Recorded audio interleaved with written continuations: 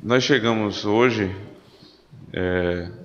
em Atos 17, num dos textos mais profundos e conhecidos de todo o livro de Atos dos Apóstolos. A oportunidade quando o apóstolo Paulo ele vai entrar no Areópago, na cidade de Atenas, e ele vai pregar, ele vai mostrar sua apologética, ou seja, a maneira de defender a fé diante dos ímpios, e ele vai apresentar o Evangelho. E nós vamos aprender com o apóstolo Paulo o modo neotestamentário de evangelismo, de apologética, de pregação, como ele divide essa pregação e como ele fielmente anuncia Cristo àqueles que não conheciam o verdadeiro Deus. Atos 17, lembrando os irmãos, a sessão natural começa do capítulo 17, verso 16, até o versículo 34, mas eu falei para os irmãos na semana passada que com finalidade didática eu iria subdividir a sessão, porque entendo eu que há uma subseção do verso 16 até o versículo 21, a chegada de Paulo em Atenas, os preparativos dele, a primeira pregação na sinagoga, as primeiras reações até que ele é levado ao Areópago. E agora nós vamos ver o discurso de Paulo e analisá-lo, estudá-lo um pouco mais nessa noite. Verso 22 até o verso 34, diz assim a palavra do Senhor. Então Paulo, levantando-se no meio do Areópago, disse: Senhores atenienses, em tudo vos vejo acentuadamente religiosos, porque passando e observando os objetos de vosso culto, encontrei também um altar no qual está inscrito: ao Deus desconhecido. Pois esse que adorais sem conhecer é precisamente aquele que eu vos anuncio, o Deus que fez o mundo e tudo o que nele existe, sendo ele Senhor do céu e da terra, não habita em santuário feitos por mãos humanas, nem é servido por mãos humanas, como se de alguma coisa precisasse, pois ele mesmo é quem a todos dá a vida, respiração e tudo mais. De um só fez toda a raça humana, para habitar sobre toda a face da terra, havendo fixado os tempos previamente estabelecidos e os limites da sua habitação, para buscarem a Deus, se porventura tateando o possam achar, bem que não está longe de cada um de nós, pois nele vivemos e nos movemos e existimos, como alguns dos vossos poetas têm dito, porque dele também somos geração. Sendo, pois, geração de Deus, não devemos pensar que a divindade é semelhante ao ouro, ou à prata, ou à pedra, trabalhados pela arte e imaginação do homem. Ora, não levou Deus em conta os tempos da ignorância, agora, porém, notifica aos homens que todos em toda parte se arrependam, porquanto estabeleceu um dia em que há de julgar o mundo com justiça, por meio de um varão, que destinou e acreditou diante de todos, ressuscitando dentre os mortos. Quando ouviram falar de ressurreição de mortos, uns escarneciam e outros disseram: a respeito disso ouviremos noutra ocasião. A essa altura, Paulo se retirou no meio deles. Houve, porém, alguns homens que se agregaram a ele e creram. Entre eles estava Dionísio, o Areopagita, uma mulher chamada Dâmaris, e com eles outros mais. Amém. Vamos orar ao Senhor.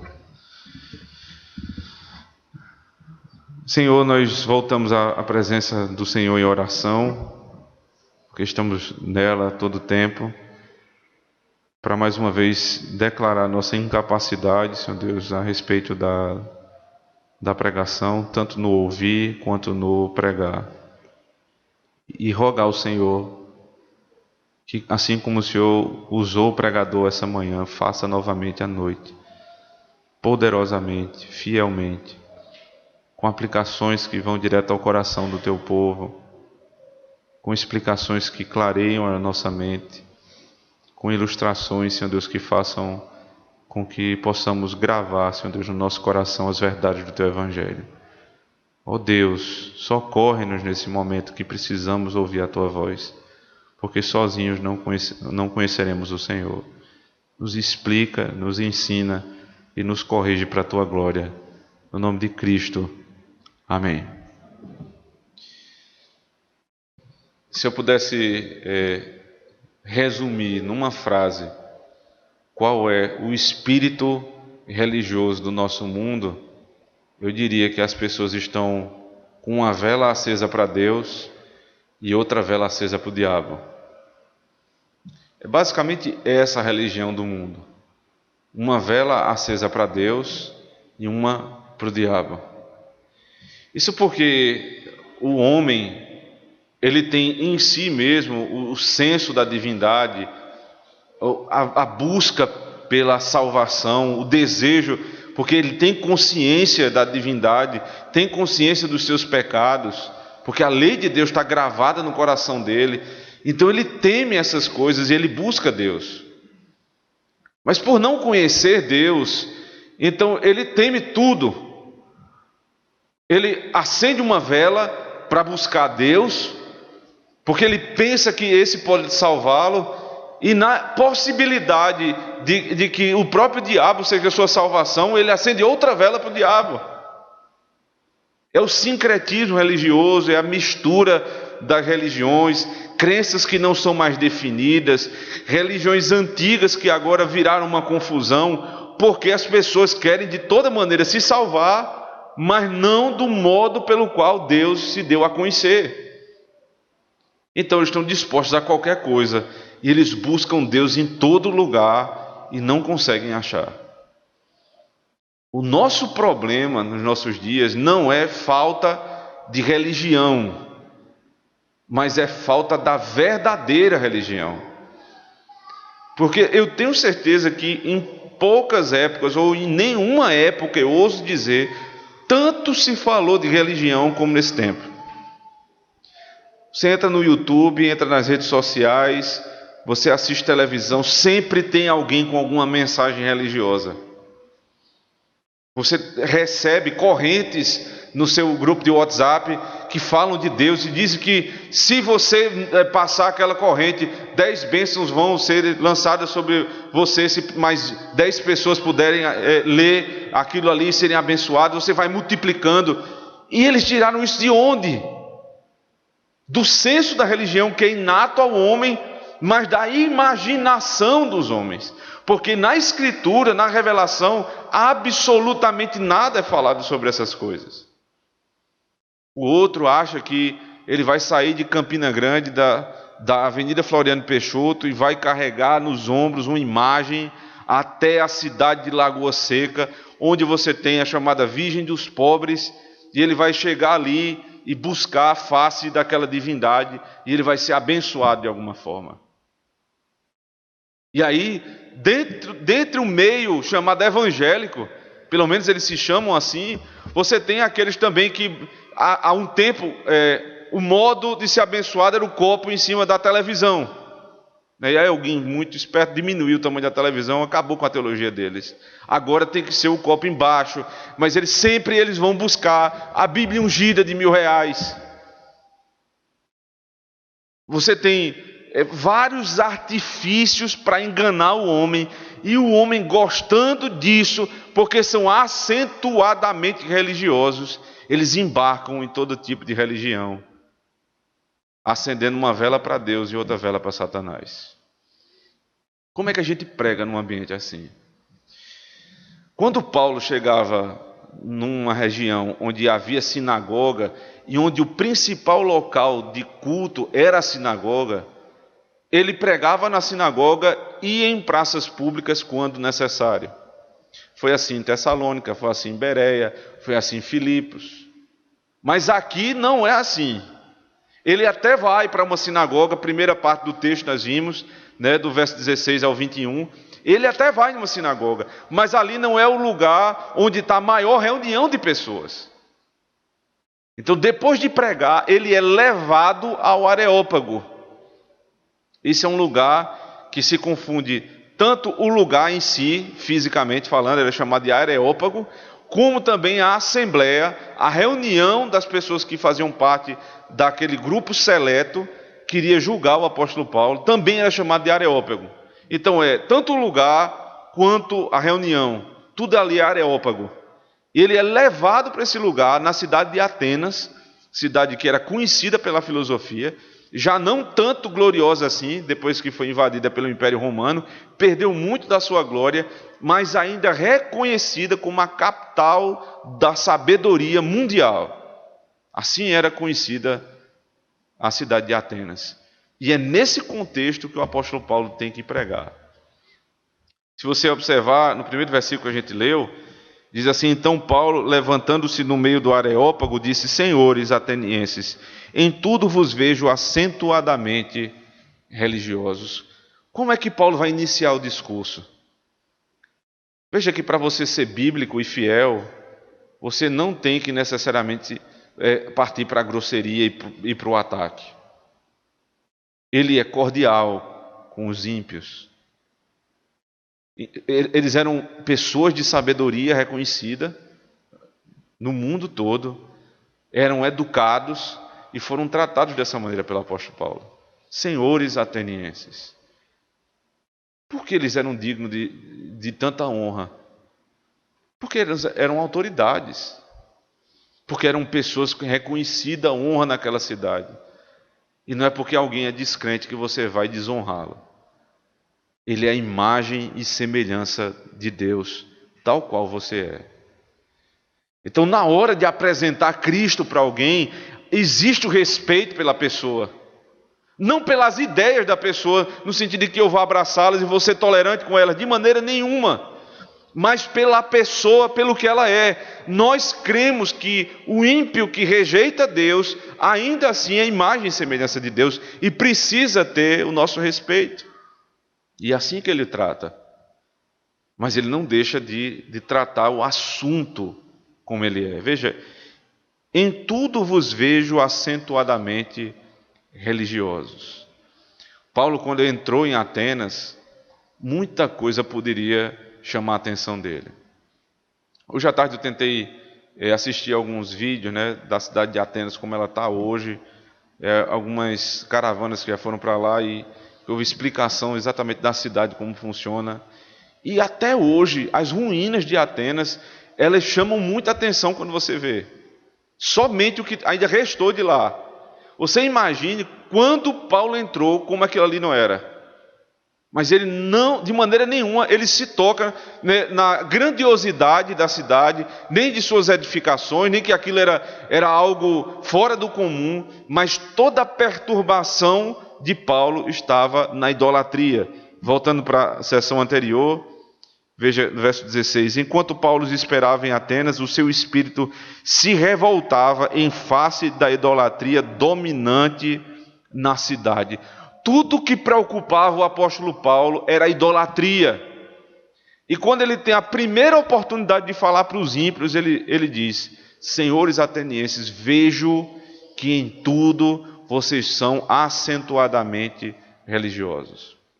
Essa expressão acentuadamente religiosos, ela é uma expressão que pode ser interpretada de maneira pejorativa, negativa, ou então de uma maneira positiva. E Paulo, ele usou de todo o campo semântico da palavra para introduzir a mensagem. Vocês têm uma coisa boa, disse o apóstolo Paulo para aqueles homens. Vocês buscam Deus. Vocês têm algum desejo a respeito de Deus. Eu sei que a filosofia de vocês já falou a respeito de Deus. Eram muitos os teóricos da época e anteriores àquela época que falavam sobre Deus, especialmente Platão, por exemplo, Cícero, que criam na divindade, na soberania de Deus e falavam um pouco sobre isso. Então eu vejo que vocês bebem muito de teorias que partem do ser de Deus. Então vocês são religiosos, isso é bom.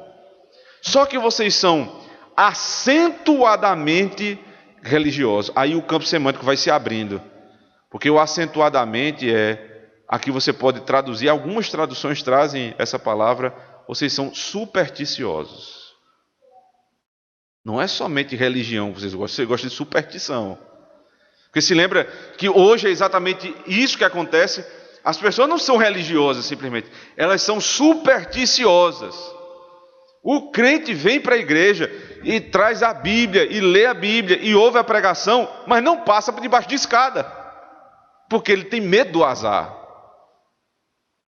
Ele diz determinadas coisas, ele bate na madeira, por quê? Sei lá, eu não sei se isso serve, mas eu vou bater assim mesmo, porque é uma vela para Deus e uma vela para Satanás.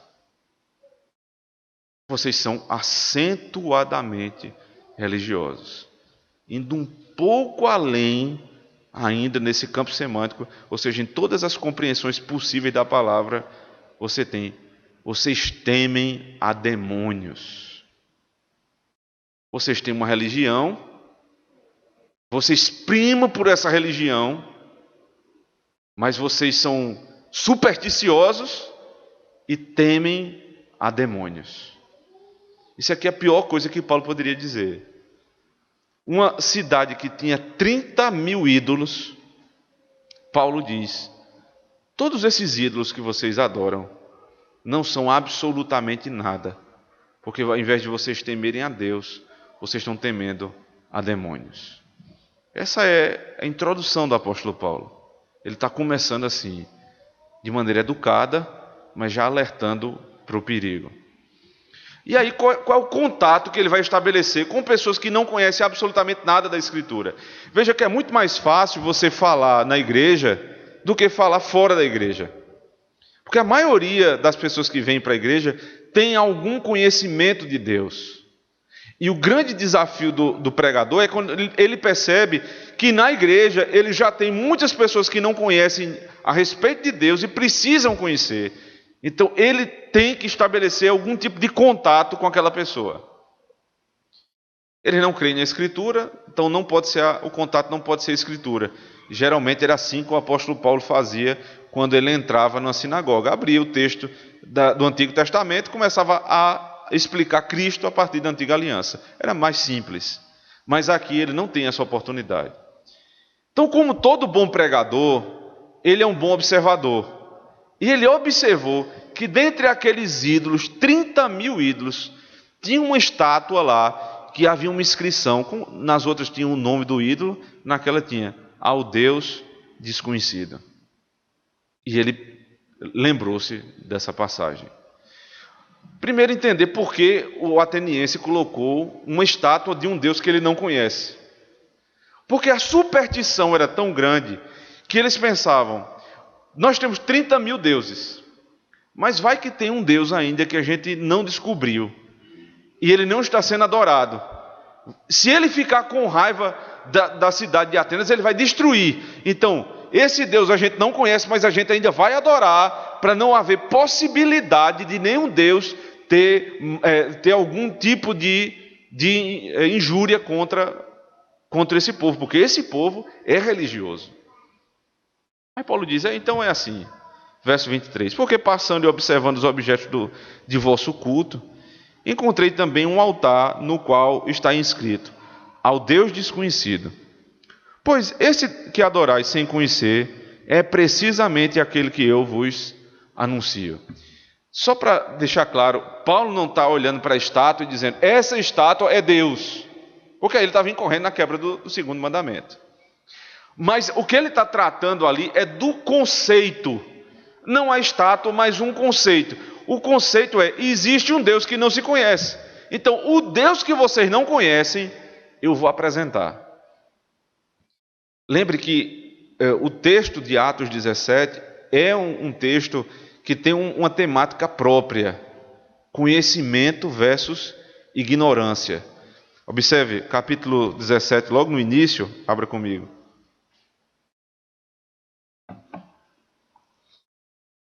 Verso 2, quando Paulo ainda estava em Tessalônica, diz assim: Paulo, segundo o seu costume, foi procurá-los e por 3 sábados arrazoou com eles acerca das Escrituras, expondo e demonstrando ter sido necessário que o Cristo padecesse e ressurgisse dentre os mortos, e este, dizia ele, é o Cristo Jesus que eu vos anuncio.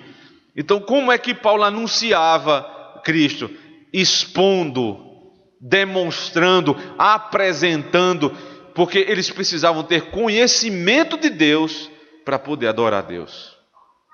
Isso acontece em Tessalônica e vai acontecer logo em seguida em Bereia, verso 10. E logo durante a noite os irmãos enviaram Paulo e Silas para Bereia. Ali chegados, dirigiram-se à sinagoga dos judeus. Ora, estes de Bereia eram mais nobres do que os de Tessalônica, pois receberam a palavra com toda avidez, examinando as Escrituras todos os dias para ver se as coisas eram de fato assim. Qual era a nobreza dos de Bereia? Apesar de serem simples, eles tinham um nobre hábito. Eles sempre conferiam o que estava sendo dito na pregação. Eles queriam conhecer Deus. Conhecimento de Deus é algo muito importante, irmãos. E não é conhecer no sentido de que, não, já ouvi falar. Não é isso. Conhecimento é algo muito superior. Você lembre, por exemplo, quando Adão, no capítulo 4 de Gênesis, é dito que Adão e Eva, eles têm um novo filho, ou um filho, o primeiro filho. Diz assim, e Adão conheceu a Eva. Em Mateus capítulo 1, verso 25, quando está falando de Cristo, diz que José não conheceu Maria antes, né? E aí segue o texto, até aquele dia, até o nascimento de Cristo. Portanto, conhecer na Escritura não é ouvir falar, mas é ter intimidade. Provavelmente, os atenienses, não é que eles nunca tinham ouvido falar do Deus de Israel, eles não conheciam com intimidade. Então, a apresentação desse Deus, ela precisa ser minuciosa para que eles conheçam Deus e então o adorem. Porque essa é a estrutura lá de João capítulo 4. O Senhor Jesus Cristo olha para a mulher samaritana e diz, vocês adoram o que vocês não conhecem. Nós adoramos o que nós conhecemos. Veja que há uma necessidade de conhecimento. Se você não conhece Deus, você não adora Deus.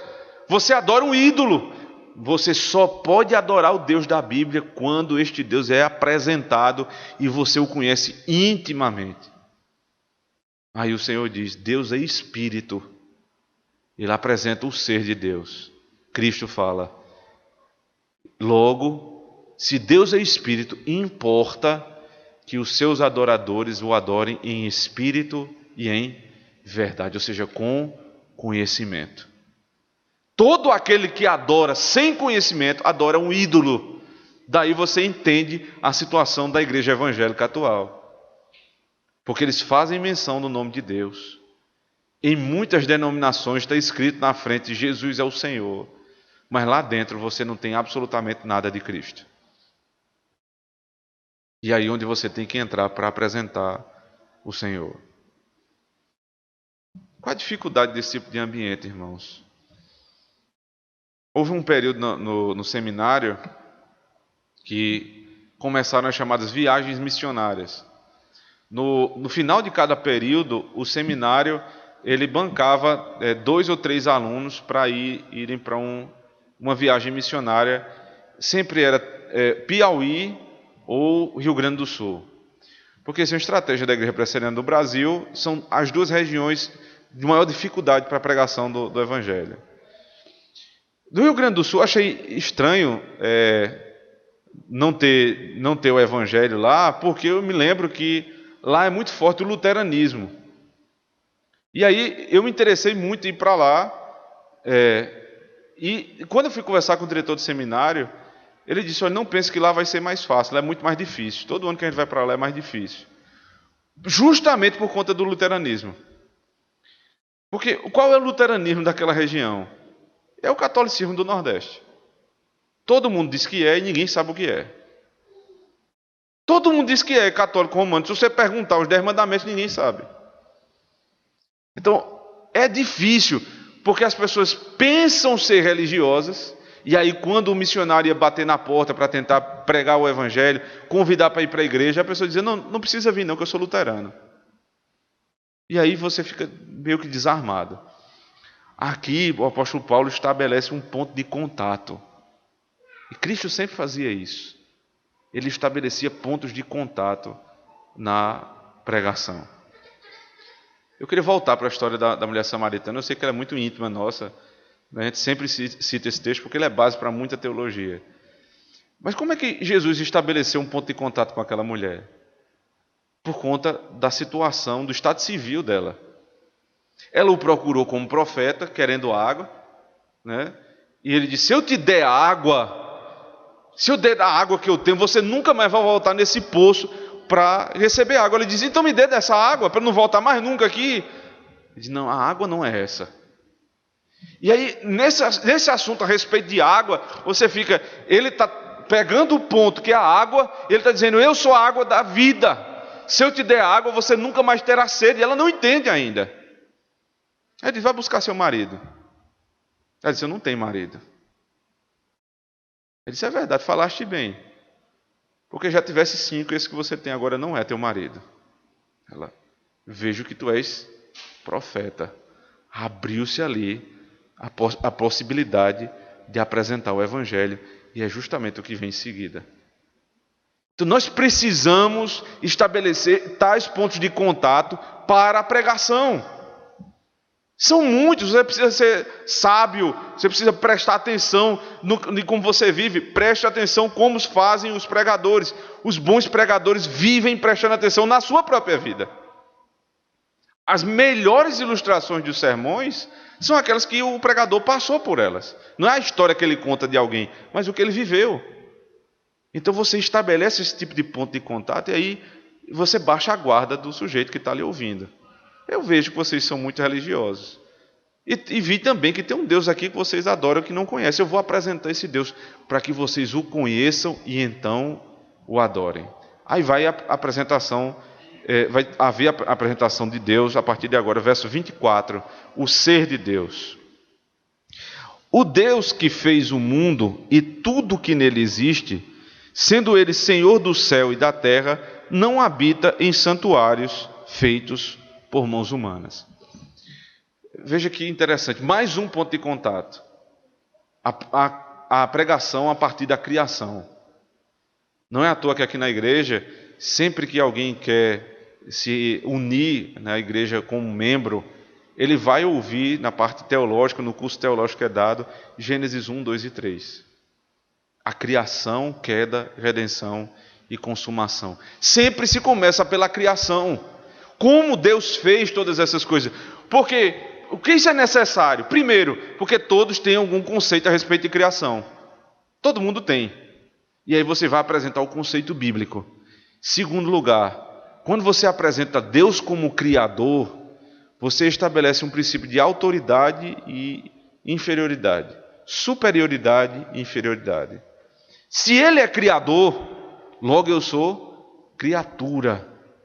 Logo Ele é legislador e eu estou debaixo da lei dele. É a importância de você explicar a alguém quem é Deus a partir da criação. Ele criou todas as coisas. E aí há um estabelecimento de uma conexão. Verso 24. O Deus que fez o mundo e tudo que nele existe, ou seja, também fez você, sendo Ele Senhor do céu e da terra. Não era comum no pensamento hebraico falar sobre cosmos, né? Como no pensamento grego.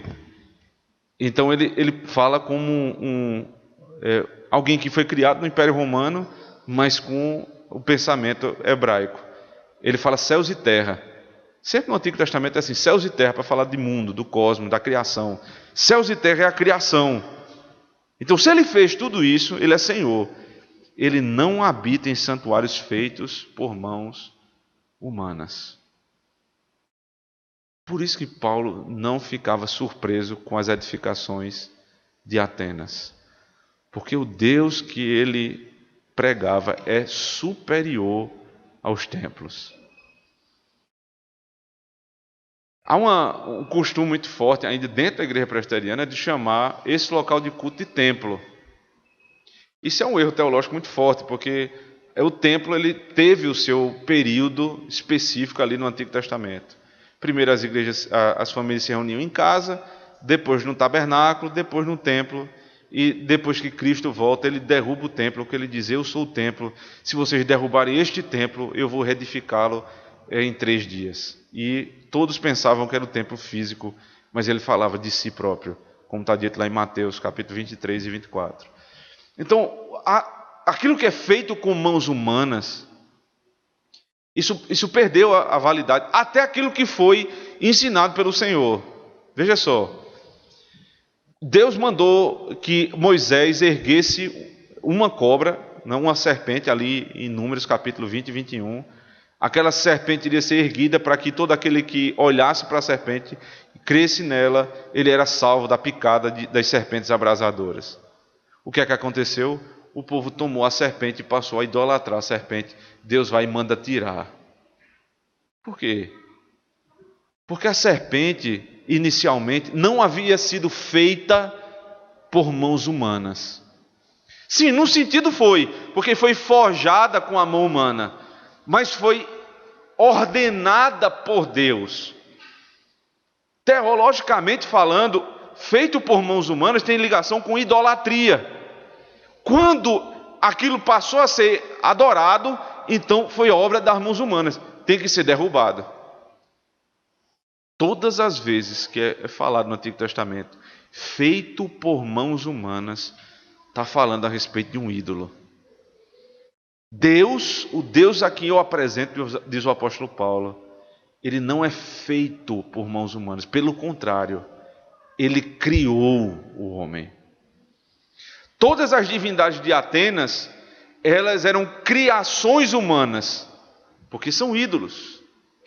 Mas somente o Deus da Bíblia é Senhor, porque Ele também é Criador. Eles tinham um Deus para cada coisa, porque a imaginação do homem não tem fim. Aí eu me lembro da igreja romana. Um santo para cada coisa. Tem um santo taxista, tem o santo protetor das mulheres grávidas, tem um santo protetor do caminhoneiro, tem um santo protetor da cidade. E é tanto santo, que a terra vai se enchendo de ídolo, como diz o profeta, e você nem entende mais porque tanto santo assim. Porque é um para cada causa. Por que eles são assim? Porque toda religião idólatra é assim, ela se multiplica nos santos e nos ídolos. Porque é obra da imaginação do homem, feito por mãos humanas. E por que Deus não é assim? Porque Ele que criou o homem, Ele só é um. Primeiro ponto aqui da pregação do apóstolo Paulo a respeito do ser de Deus. Ele é um.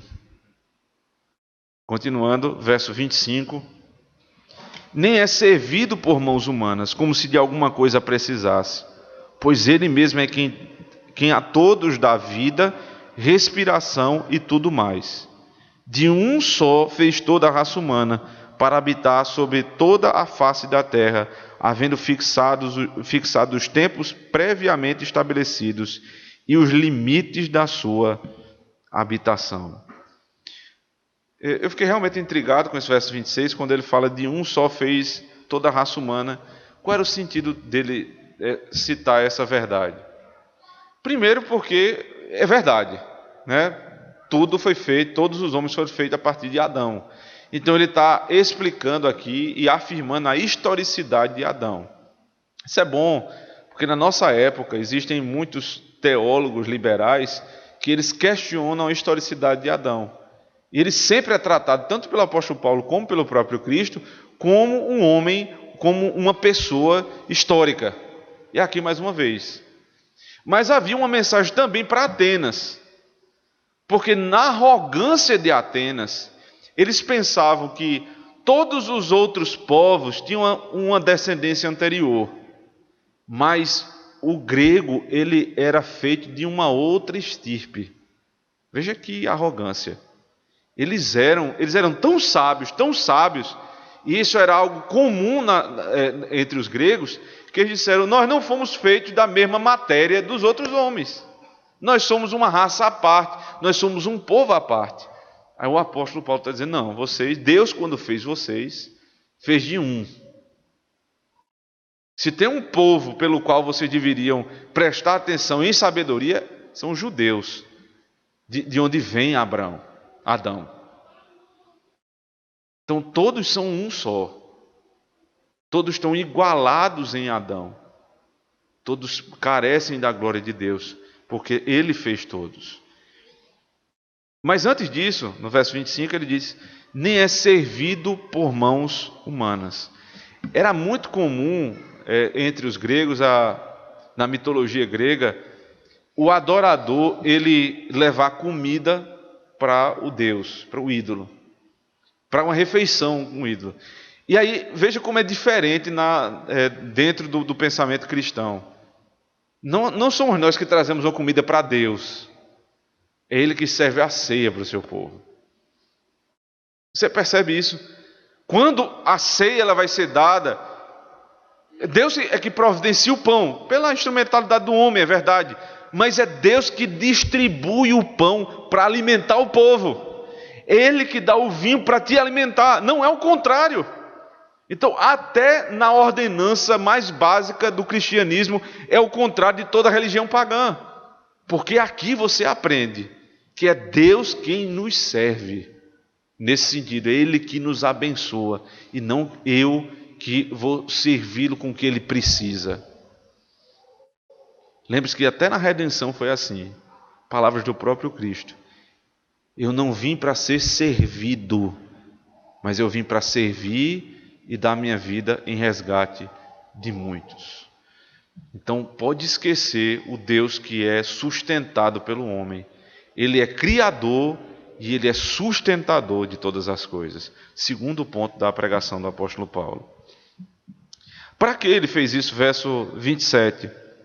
Para buscarem a Deus, se porventura tateando o possam achar, bem que não está longe de cada um de nós, pois nele vivemos e nos movemos e existimos, como alguns dos vossos poetas têm dito, porque dele também somos geração.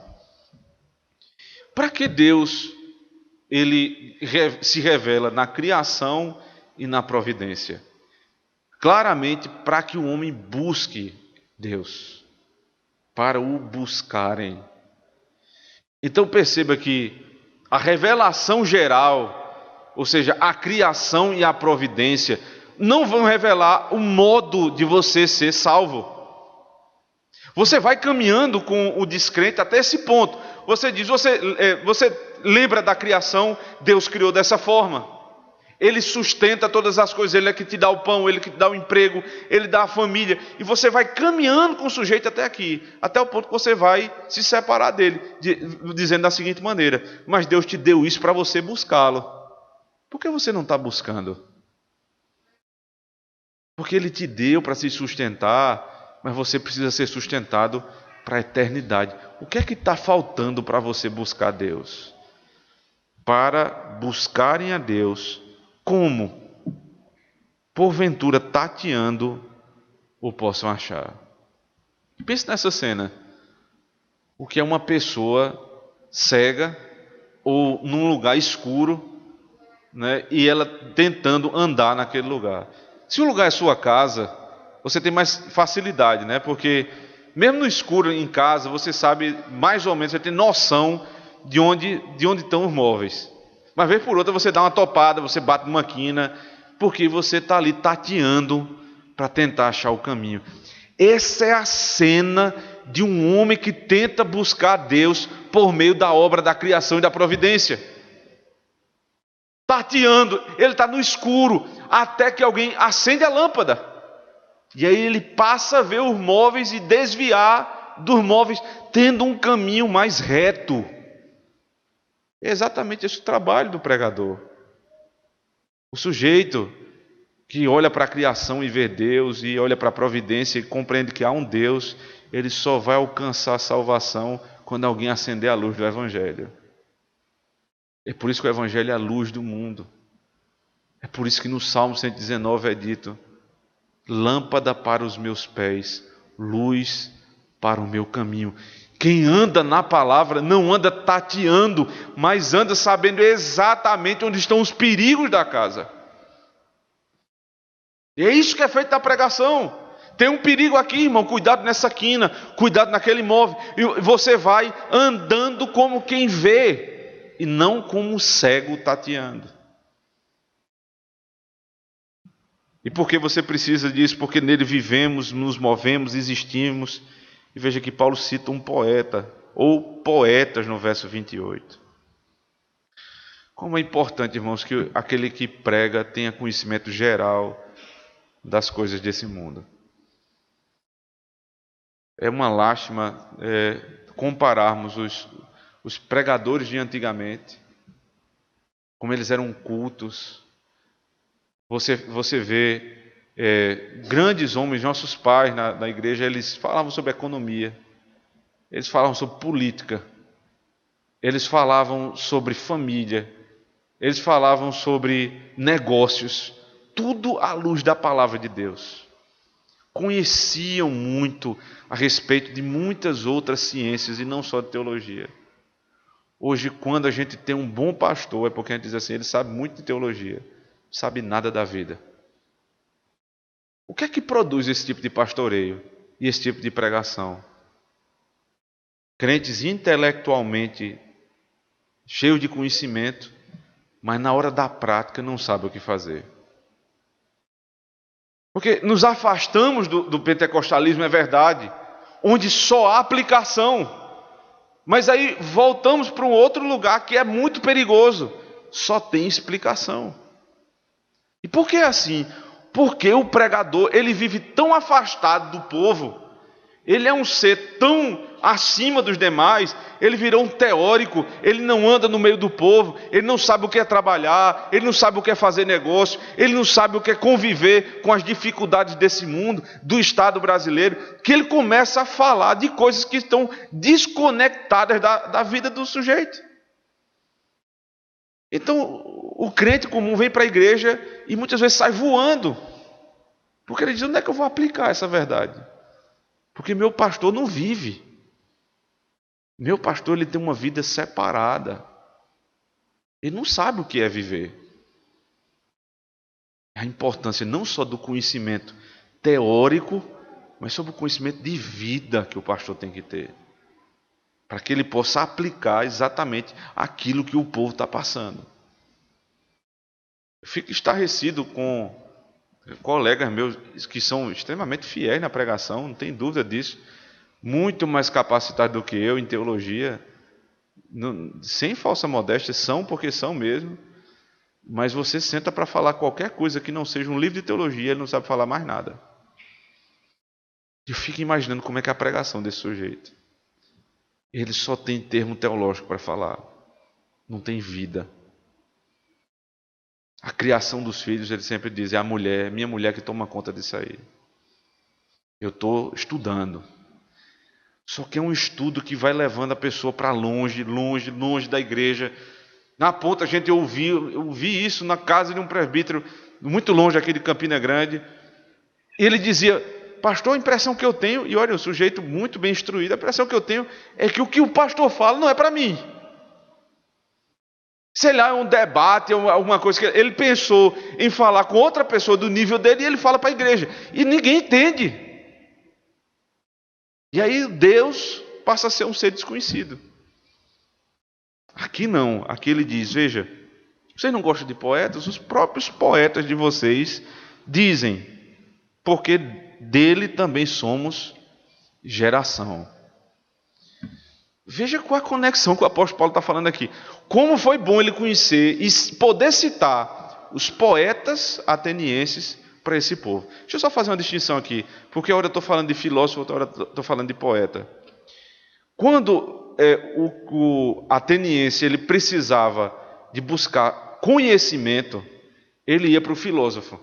O filósofo era o profissional, vamos dizer assim, do conhecimento. Mas quando ele ia buscar religião, ele ia buscar do poeta. Veja que loucura. Porque quem falava mais de teologia era poeta. Você imagina um artista falando de teologia, o que é que vai dar, né? Mas, mesmo no pensamento artístico, que é muito descolado da teologia geralmente, esses poetas tinham dito exatamente essas palavras. Porque dele também somos geração. Um dos poetas, Arato, e outro que eu não me recordo o nome exatamente agora. E ele dizia exatamente isso. Dele, falando de Deus, somos geração. A conexão que é feita agora. Verso 29.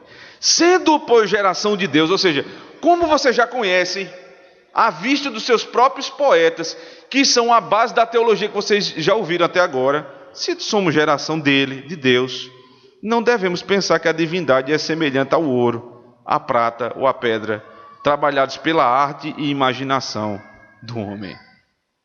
Ele diz, se nós somos geração de Deus, e Deus não é nossa geração, logo Deus é espírito. Porque ele é anterior ao homem. Ele é eterno. Se o começo de todas as coisas é com o homem, e nós somos geração de Deus, logo Deus é eterno. E para ser eterno ele tem que ser espírito. Então como é que vocês estão pegando obra da mão dos homens, ou seja, vocês estão fazendo imagem de escultura de Deus e estão adorando? Então não me escute não, escute os seus próprios poetas. Dele nós somos geração. Deus é espírito e importa o que seus adoradores o adorem em espírito e em verdade. Ele quebrou com a idolatria de Atenas, citando um poeta. Isso aqui não para você aprender poesia, para citar poesia e evangelizar dessa forma, mas para você fazer os ganchos corretos no meio da apresentação. Eles precisavam entender, Deus é espírito. Ele é criador, ele é sustentador, ele é espírito. Continua, verso 30. Ora, não levou Deus em conta os tempos da ignorância. Agora, porém, notifica aos homens que todos em toda parte se arrependam. Porquanto estabeleceu um dia em que há de julgar o mundo com justiça por meio de um varão que destinou e acreditou diante dele, de todos, ressuscitando dentre os mortos. O que é que ele diz agora? Agora é exortação, né, ao arrependimento. Vocês nunca tiveram Deus como Criador, nunca entenderam muito bem a providência e tratavam ele com idolatria. Idolatria é pecado. Então você deixa o seu auditório numa situação difícil. Aí ele vem e diz, ora, Deus não leva em conta o tempo da ignorância. Deixa eu fazer aqui um parênteses para não ficar nada mal entendido. Quando está dizendo assim, Deus não leva em conta o tempo da ignorância, tem muita gente que pensa o seguinte, se alguém morreu na ignorância, ou seja, se alguém morreu sem conhecer Cristo, então, por conta da ignorância, ele vai ser perdoado. Se for assim, é melhor você morrer na ignorância. Porque você viveu do jeito que você quis, e somente por conta da ignorância você foi salvo. Já o sujeito que é crente, ele conhece Deus e depois tem que obedecer a Deus. Então a vida dele é mais difícil para ser salvo. Mas não é isso que está sendo dito aqui. O tempo da ignorância é o teu estado anterior. Você não conhecia isso. Agora você está conhecendo. Então Deus está separando aqui dois estados. O tempo da ignorância e o tempo do conhecimento. Quando você conhece Deus e se arrepende do seu pecado, o tempo da ignorância não é levado em consideração, porque senão você estava perdido. Essa é a apresentação do Evangelho de Paulo. Porque o homem, quando ele é apresentado ao seu pecado, ele diz, sendo quem eu sou e fazendo o que eu já fiz, não tem salvação para mim. Aí você vai dizer, Deus não leva em conta o teu tempo de ignorância. Arrependa-se do seu pecado e siga o Senhor. Essa é a pregação do apóstolo Paulo ao arrependimento. Por quê? Verso 31. Porquanto estabeleceu um dia em que há de julgar o mundo com justiça por meio de um varão que destinou e acreditou diante de todos, ressuscitando dentre os mortos. Dentre as escolas de filosofia, existiam os estoicos e os epicureus. O estoico mais panteísta, o epicureu, não tinha muita crença a respeito de espiritualidade, mas ambos tinham dificuldade com uma coisa. Eles tinham dificuldade com o julgamento. Eles achavam que eles não iam ser julgados por ninguém. E terminou, acabou a vida, acabou, não tem julgamento. Aí ele diz: esse Deus que criou, que providenciou todas as coisas e que é espírito, ele se encarnou. Veja só, pregação trinitária.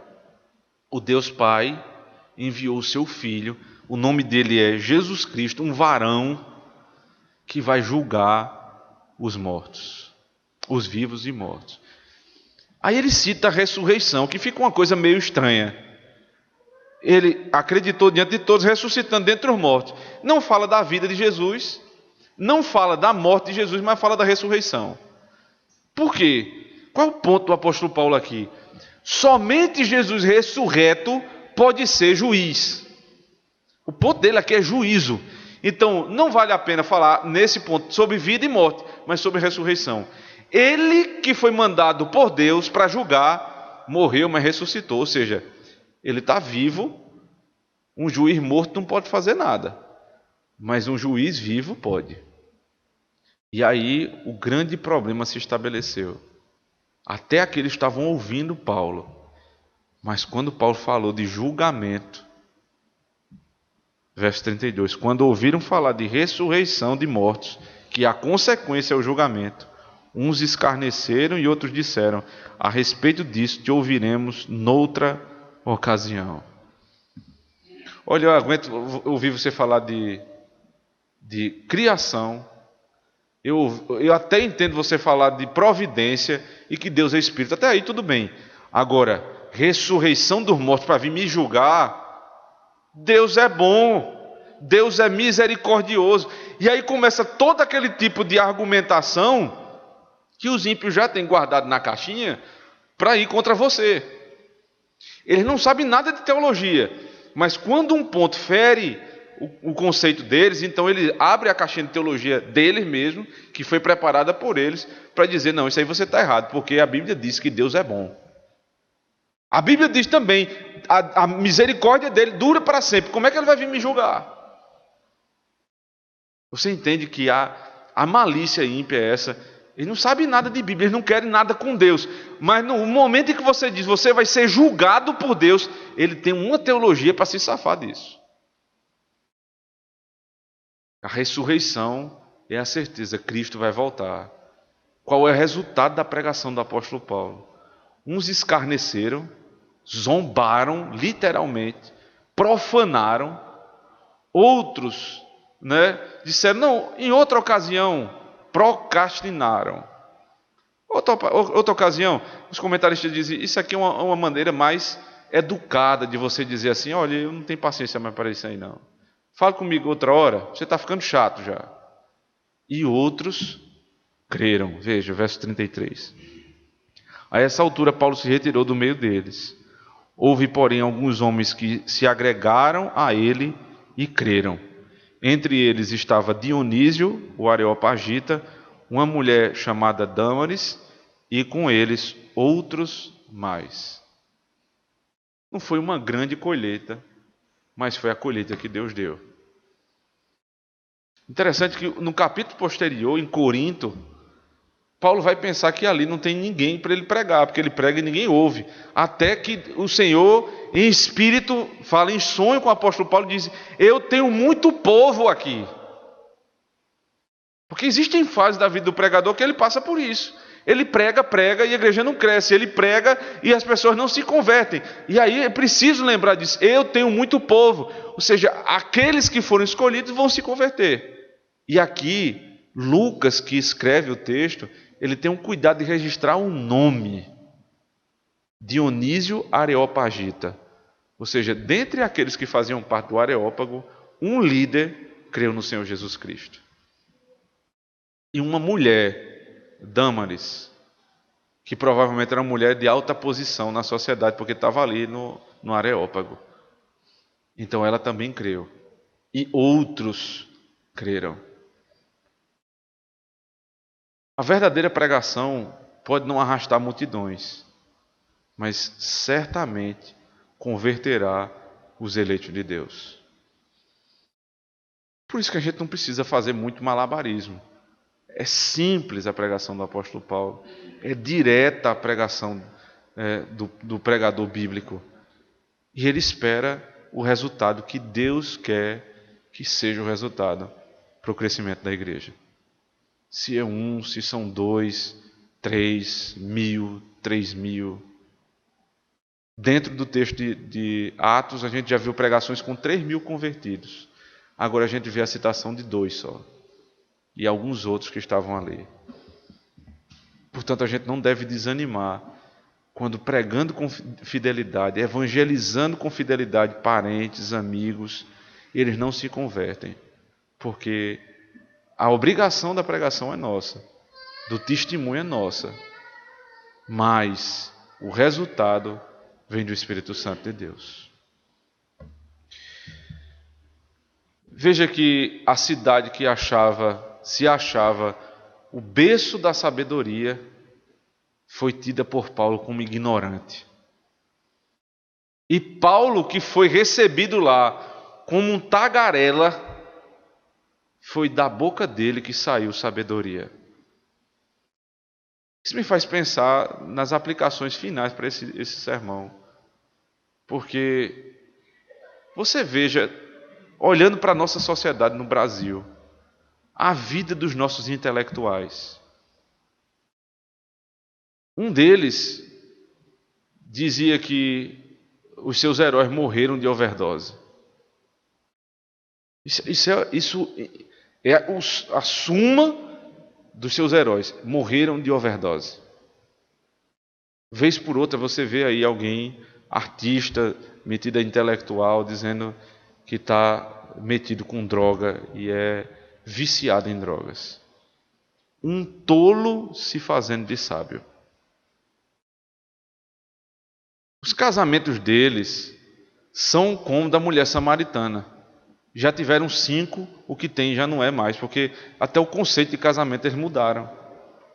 A sabedoria do mundo é tão louca que eles agora estão dizendo o que é família e o que não é família sendo família. Por exemplo, se tirou agora a ideia de família tradicional e a família que é construída. Aí nas sabedorias deles dizem assim, não, qualquer família é válida. Mas boa parte dos que pregam isso vive numa família com pai, mãe e filho. Mas definiram que para os outros a família deve ser assim. Você vê o tamanho da loucura deles. Isso é sabedoria para o homem. É droga, é todo tipo de prostituição, de malícia, de maldade. Esses são os nossos intelectuais. O que é que eles defendem com a sua intelectualidade? Aborto, homossexualismo, prostituição, droga. É isso que eles defendem abertamente. E eles usam do argumento que a intelectualidade, os autores mais famosos pensam dessa forma. Aí você pega a irmãzinha Maria, que não sabe de nada disso, que leu pouquíssimos livros na vida, se é que leu. A família dela é digna, os filhos bem educados, uma família equilibrada, respeito da mulher para com o marido, amor do marido para com a esposa, os filhos bem criados. E eles lá dizem, é porque isso é um bando de ignorante, crente ignorante. Onde está a sabedoria desse mundo? No Deus que criou e sustenta todas as coisas, sendo Ele Espírito, ou na sabedoria e na invenção dos homens, que faz de tudo um ídolo? Esse capítulo termina dizendo exatamente isso. Sabedoria procede de Deus. E a sabedoria de Deus não tem medo do crivo do homem. Última coisa que eu tenho a dizer, lembrando de Bereia. A cidade de Bereia era uma cidade não com muitos recursos de intelectualidade, mas era uma cidade nobre, porque avaliou a pregação por meio da Escritura. Atenas parecia ser sábia, mas era ignorante, porque tentou, pelo crivo do homem e da imaginação humana, entender quem é Deus. Se você levar para a sua casa a sabedoria que foi ensinada pelo apóstolo Paulo, e ensinar essa sabedoria à sua família, você terá uma família muito sábia. Enquanto os nossos intelectuais continuam morrendo de overdose, acendendo uma vela para Deus e uma vela para Satanás. Amém.